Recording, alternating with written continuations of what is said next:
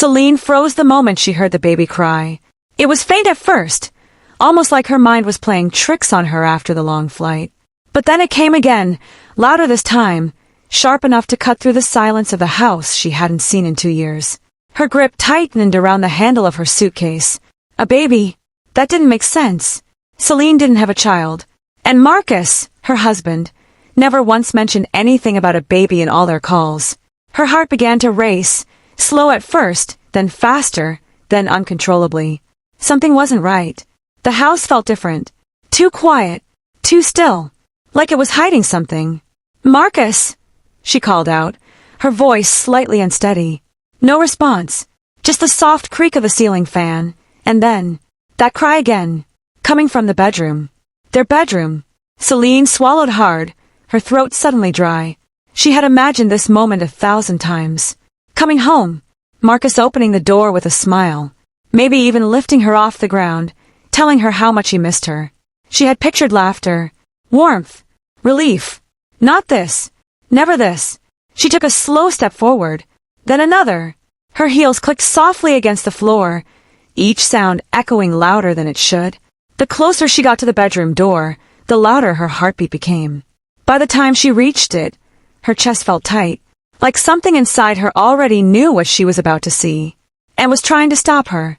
The baby cried again. Right behind the door, Celine's hand hovered over the handle, shaking. "Marcus!" she called again, this time softer, almost like she was afraid of the answer. Still nothing. And then, she pushed the door open. Everything that happened next felt like time had slowed down just for her. Marcus was standing in the middle of the room, holding a baby, not just holding it, comforting it, rocking it gently like it was something he had done 100 times before. Celine's breath caught in her throat. Her eyes moved slowly from the baby to Marcus's face, and then to the woman sitting on the bed. Faith, her sister, sitting comfortably against the headboard like she belonged there, like she had always belonged there. For a moment, no one spoke. Not Marcus, not Faith, not even Celine. The only sound in the room was the soft whimper of the baby in Marcus's arms. Celine blinked. Once, twice, as if doing that would somehow change what she was seeing. But it didn't. Nothing changed. Faith was still there. Marcus was still holding that baby. And Celine's world was quietly falling apart. What is this?" she finally whispered. Her voice didn't even sound like hers anymore. It sounded distant, broken. Marcus looked at her, but not the way a husband looks at his wife after 2 years apart. There was no excitement, no relief, no love, just tension, guilt, and something else she couldn't quite place. But Faith smiled. Not a nervous smile, not an awkward one, a calm, knowing smile. "You're back earlier than we expected," she said softly. Celine's fingers tightened around her suitcase. "Expected," she repeated.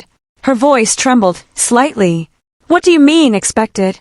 Faith adjusted her position on the bed, crossing her legs slowly, completely relaxed, completely at ease. In Celine's bedroom. "You said next month," Faith continued. "So yes, this is a bit sudden."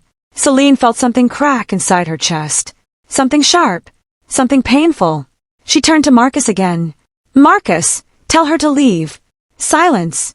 "Marcus," she said again, louder this time. "Tell her to leave." He didn't move. Didn't speak. Didn't even look at Faith. And that's when it hit her. This wasn't confusion. This wasn't a misunderstanding. This was real. Celine's eyes slowly moved back to the baby in his arms. Her stomach dropped. "Whose child is that?" she asked. No one answered. The silence was loud, deafening. And then Faith spoke again. Calm, cold, precise. "You really don't know," she said. Celine's heart pounded harder. "What are you talking about?" Faith leaned forward slightly, her eyes locking onto Celine's. And then she said the words that would stay with her forever. "You took Marcus from me first," she said. Celine's breath stopped. Faith's expression didn't change. "If you hadn't married him, none of this would have happened." The room spun. "And now," Faith continued softly, "I just took him back." Celine staggered back slightly, her mind struggling to process what she had just heard. No, that's not true." "Ask him," Faith said. Celine turned to Marcus. Desperate now. "Marcus, please. Tell me she's lying. For a moment, just a moment, it looked like he might say something. Like he might fix this. Like he might choose her. But then he looked down at the baby in his arms and sighed, I couldn't wait forever, Celine. And just like that, everything shattered. Celine didn't always look at Marcus with pain in her eyes. There was a time, not too long ago, when just hearing his name made her smile. They met on an ordinary afternoon. Nothing dramatic. Nothing planned. Just two people crossing paths at a friend's small gathering. Marcus wasn't the loudest person in the room. He didn't try to impress anyone. But there was something about him, something calm, something steady, that drew Celine in without her even realizing it. He noticed her too. Not because she was trying to be noticed, but because she wasn't. While everyone else talked over each other, laughed too loudly, tried too hard, Celine sat quietly, listening, observing. And when she finally spoke, Marcus listened. Really listened. That was how it started. Simple conversations. Late-night calls. Small moments that slowly turned into something bigger. Marcus made her feel safe. That was the word she always used. Safe. Safe enough to laugh without holding back. Safe enough to talk about her dreams. Safe enough to believe that she had finally found someone who wouldn't hurt her. And when he proposed, she didn't hesitate. The wedding wasn't extravagant. There were no grand displays or expensive decorations. But it was filled with something far more important. Hope. Celine remembered the way Marcus held her hands that day. Tightly. Like he never wanted to let go. I'll always be here, he had told her softly. And she believed him. The first year of their marriage wasn't perfect. But it was real. They laughed. They argued. They made up. They built routines together. It felt like the beginning of something solid. Something lasting. But reality came quickly. Bills. Responsibilities. Pressure. Marcus's income alone wasn't enough to support the life they wanted. And Celine, she wanted more. Not just for herself. For them. I'll travel, she said one night, sitting across from him. Marcus frowned. Travel where? China, she replied. There are better opportunities there. I can work, save, and send money back home. Marcus didn't like the idea. Not at first. That's too far, he said. We just got married, Celine. She reached for his hand. It's not forever, she said gently. Just a few years. We'll build something better, and then I'll come back. He was quiet for a long time. Are you sure? He finally asked. Celine smiled. Not because it was easy, but because she believed it was worth it. I'm doing this for us. And that was how it began. The distance. The sacrifice. The waiting. China wasn't easy. Nothing about it was. The long hours. The unfamiliar language. The loneliness that crept in during quiet nights. But Celine endured it. Every single day. She woke up early. Worked until her body ached. Smiled when she didn't feel like it. Pushed herself even when she was exhausted.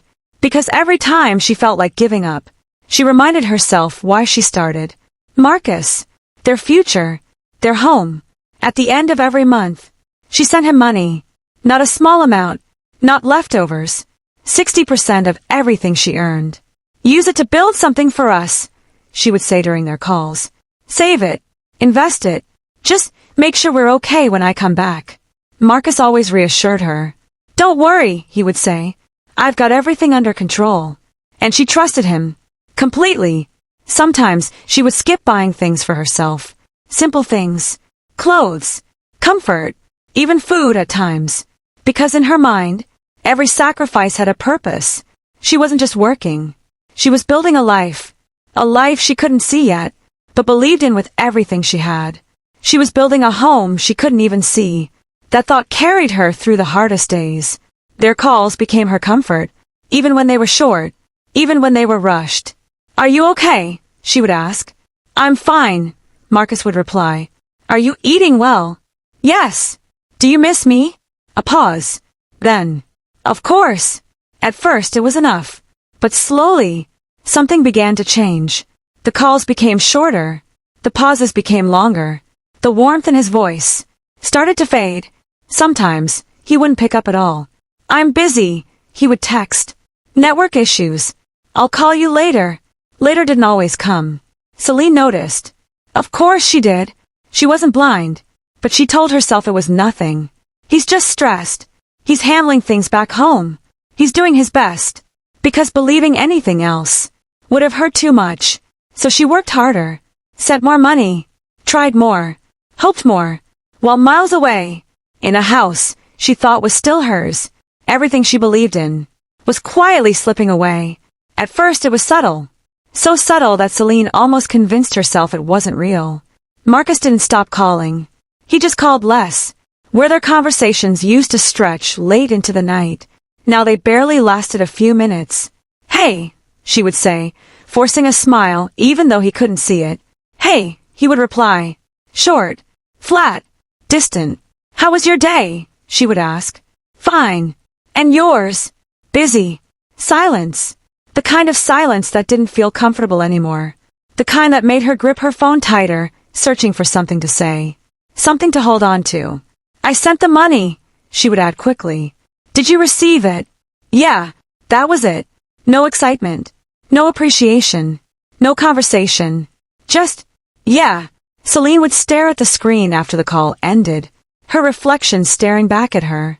Confused. Unsettled. This wasn't the man she married. But every time doubt crept in, she pushed it away. "He's just tired. He's under pressure. He's doing this for us too." That was what she told herself, over and over again, until the missed call started.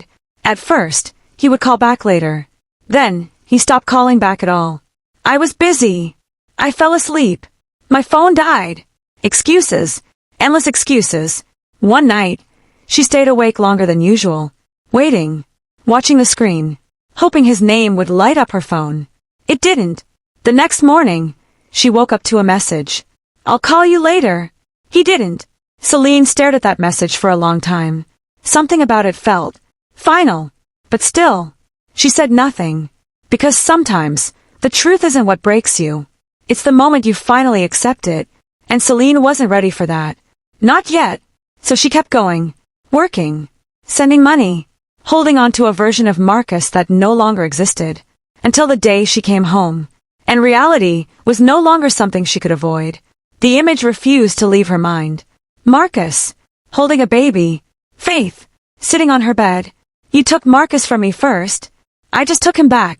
The words echoed in her head like a cruel loop. "No," Celine whispered, shaking her head slowly.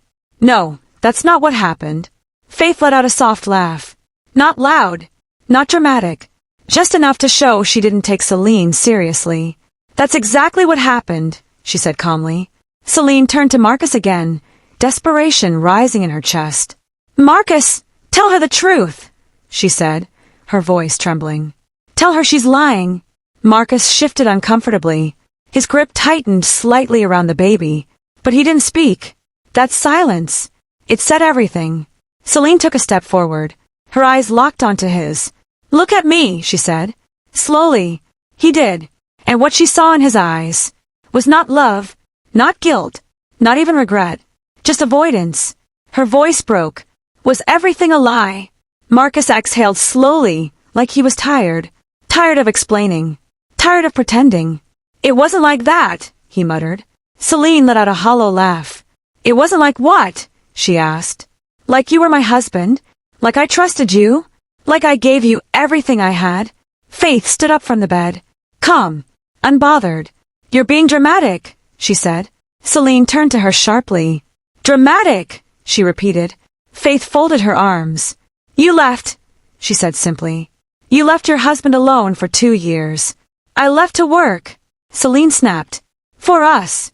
For yourself," Faith corrected coldly. The words hit hard, but not as hard as what came next. "You think a man doesn't have needs," Faith continued.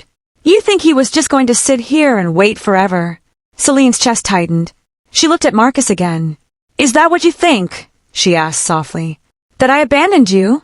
Marcus hesitated, just for a second. Then, "You made your choice," he said. Celine stepped back like she had been pushed. "My choice," she whispered. "Yes," he said, avoiding her eyes again. "You chose to leave. I chose us," she said, her voice breaking. But it didn't matter. None of it mattered, because the man standing in front of her was no longer the man she married. Celine's eyes slowly moved around the room, and that's when she noticed it. Her things. Gone. The pictures she had placed beside the bed. Missing. Her clothes. Replaced. Everything that once proved she belonged there. Erased. Like she had never existed. Her stomach dropped. "You replaced me," she whispered. Faith didn't deny it. Instead, she walked over, gently adjusting the blanket beside her, like she was settling into her rightful place. "This is my home now," Faith said quietly. Something inside Celine snapped. With shaking hands, she pulled out her phone, dialed the only person she thought might still have some sense. Her stepmother. The call connected almost immediately. "Mama," Celine's voice cracked. "Please talk to Faith. Tell her to leave my house." There was a pause. A long one. Then, "You should leave," her stepmother said. Celine blinked rapidly. "I'm sorry, what?" "My daughter has children for him," the woman continued. "You cannot come back and scatter their home." The words didn't make sense. They just didn't. "I'm your daughter too," Celine whispered. Silence. Then the line went dead. Celine slowly lowered the phone, her hand trembling, her chest rising and falling unevenly. She looked around one last time. At Marcus. At Faith. At the baby. A complete family. Just not hers. And in that moment, Celine realized something devastating. She hadn't just been replaced. She had been erased. Celine didn't remember picking up her bag. She didn't remember walking to the door. She didn't even remember closing it behind her. All she knew was that she couldn't stay there. Not another second. The air inside that house had changed. It no longer felt like home. It felt like a place where she didn't belong. Behind her, she could still hear faint voices. Faith's voice. Marcus's voice. The soft cry of the baby. A family. Just not hers. Celine stepped outside slowly, her legs unsteady. The sun was still up. The world was still moving. People were walking. Cars were passing. Life was going on. And somehow, that made everything worse. Because how could the world continue like nothing had happened? When her entire life had just fallen apart, she stopped at the gate and turned back. Just for a second. Maybe, just maybe, Marcus would come out. Call her name. Stop her. Explain everything. Beg her to stay. She waited. 1 second. 2 seconds. 5. Nothing. Celine let out a shaky breath. And that was the moment she accepted it. He wasn't coming. She adjusted her grip on her small bag, the only thing she had left, and walked away. The hotel wasn't anything special. In fact, it was the kind of place she would have never stayed before. The paint on the walls was slightly faded. The bed looked worn. The air felt heavy. But it was cheap. And right now, cheap was all she could afford. The receptionist barely looked at her as she paid. No questions. No concern. Just another customer. Celine walked into the room slowly and closed the door behind her.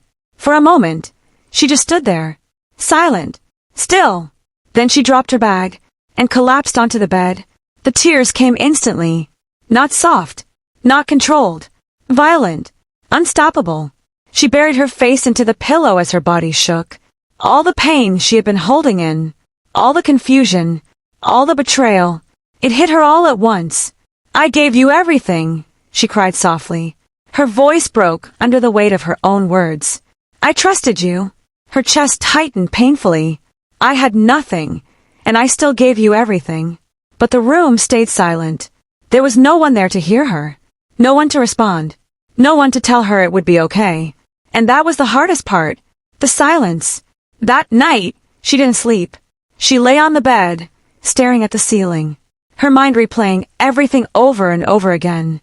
Marcus's voice, Faith's smile, the baby in his arms, her life replaced. By morning, her eyes were swollen, her body felt heavy, but reality didn't wait. She reached for her phone, opened her banking app, and froze. The number staring back at her didn't look real. It was too small, too close to zero. Her heart sank.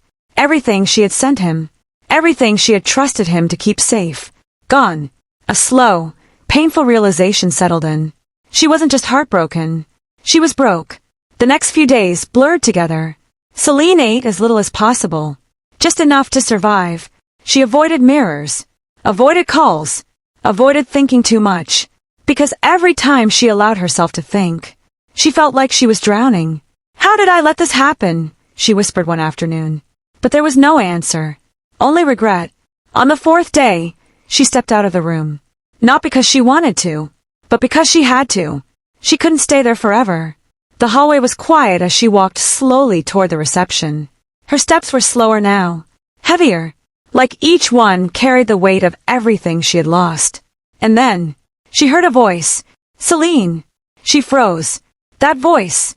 It felt familiar. Slowly, she turned around. And there he was. Frank. For a moment, neither of them spoke.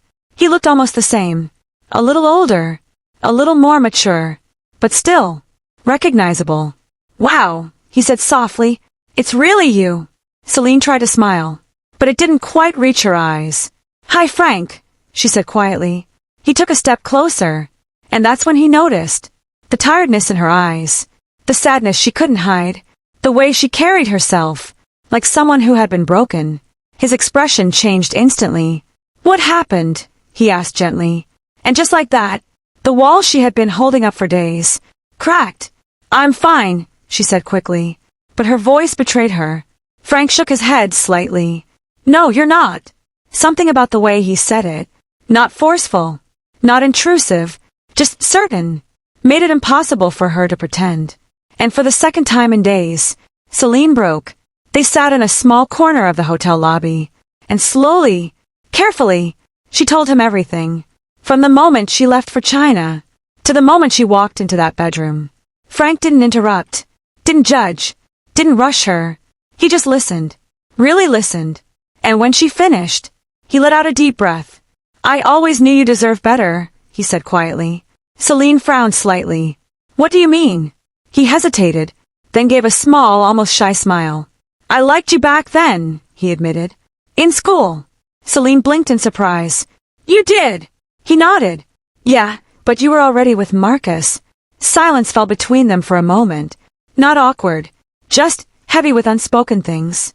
I guess I missed my chance, he added lightly. Celine looked down at her hands. Maybe not, she said softly. The word surprised even her. But Frank didn't push, didn't take advantage of the moment. Instead, he leaned forward slightly. Listen, he said. You don't have to figure everything out right now. Celine looked up at him. But you can't stay here forever, he continued. Let me help you. She hesitated. After everything that had happened, trust didn't come easily anymore. But something about Frank felt different. He wasn't asking for anything, wasn't taking anything. He was just offering. Okay, she said quietly. And that one word changed everything. The days that followed weren't easy, but they were different. Frank helped her find something small, a way to start again. It wasn't much, but it was enough. Enough to remind her that she wasn't completely lost.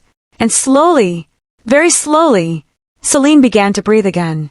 The pain didn't disappear, but it became lighter, more manageable. And for the first time since everything happened, she felt something she hadn't felt in a long time. Hope. Months had passed since Celine began rebuilding her life. The small business she started with Frank was growing slowly but steadily. Every day, she reminded herself she wasn't the same person who had walked out of that house broken and alone. Then one evening, her phone buzzed.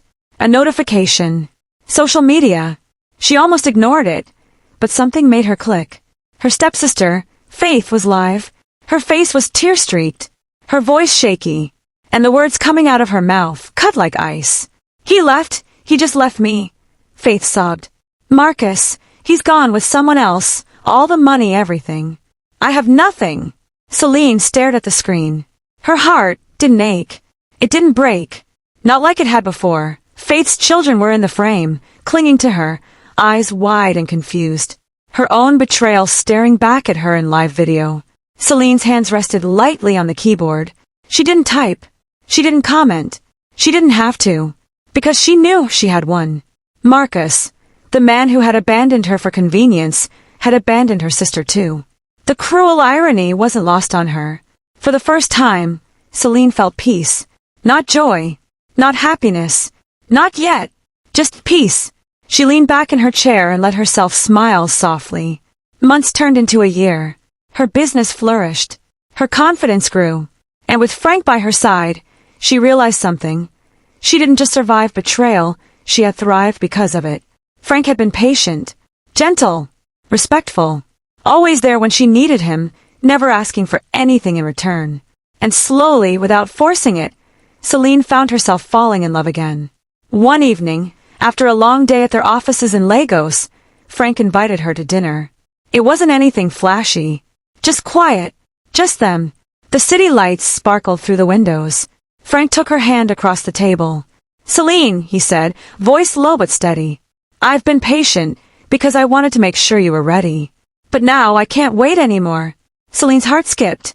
She looked into his eyes. And there it was. The same sincerity she remembered from that first day in the hotel lobby. "I love you," Frank continued. "I have since high school, and now I want to spend my life proving it to you." Celine swallowed hard. The years of pain, the tears, the betrayals, the struggle, it all led to this moment. "Yes," she whispered. "Yes, Frank, I will." He smiled, not a small smile, a full, radiant smile. And in that moment, she realized she wasn't just starting over. She was starting right. Celine's mind drifted briefly to the past, to Marcus, to Faith, to all the money she had lost. But none of it mattered anymore. None of it defined her. She had survived betrayal. She had built her own life. She had found love that respected her worth. And Faith would have to live with the consequences of her actions. Celine smiled again. This time it was brighter, freer, because she knew the truth. The worst betrayal in her life had become the beginning of her best story. Frank, now CEO of a growing company with offices in Lagos and Atlanta, took Celine on a small rooftop dinner. The city lights sparkled below. Frank knelt, a small velvet box in his hand. "Celine, I've waited my whole life for this moment. Will you marry me?" Celine laughed softly, tears in her eyes. "Yes," she said, voice full of joy and certainty. The city around them seemed to cheer, not for the past, not for the pain, but for love, resilience, and the life she deserved.